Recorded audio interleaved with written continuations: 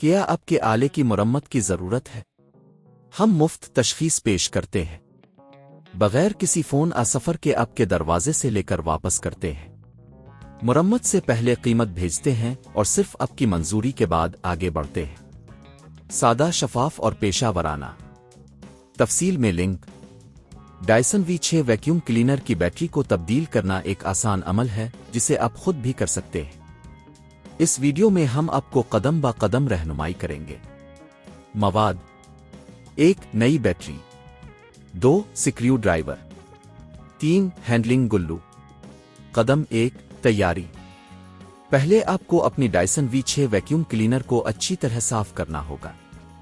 इसके बाद बैटरी को तब्दील करने के लिए सही जगह पर बैठ जाएं। कदम 2. बैटरी हटाना। वैक्यूम क्लीनर को बंद करें और बैटरी के हिस्से को देखें। बैटरी के साथ मौजूद स्क्रू को स्क्रू ड्राइवर से हटाएं। इसके बाद बैटरी को नर्म हाथों से बाहर निकालें। अगर बैटरी फंस जाए तो जोर ना लगाएं। कदम 3. नई बैटरी लगाना। नई बैटरी को इस जगह पर रखें जहां से पुरानी बैटरी को निकाला गया था। ये यकीनी बनाएं कि बैटरी सही तौर पर फिट हो रही है।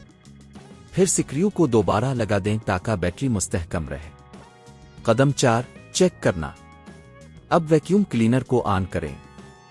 अगर बैटरी सही तरीके से काम कर रही है तो आपको वैक्यूम क्लीनर की ताकत में कोई कमी नहीं महसूस होनी चाहिए। लगभग कीमत: नई बैटरी की कीमत तकरीबन 3,000 से 5,000 रुपए के दरमियान हो सकती है। आप ऑनलाइन मकामी दुकानों से बैटरी खरीद सकते हैं।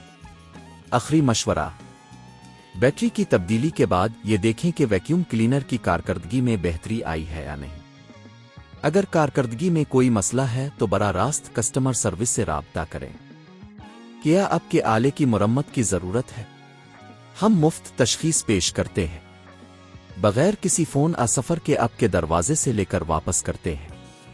मरम्मत से पहले कीमत भेजते हैं और सिर्फ आपकी मंजूरी के बाद आगे बढ़ते हैं। सादा, शफाफ और पेशा वराना। तफसील में लिंक।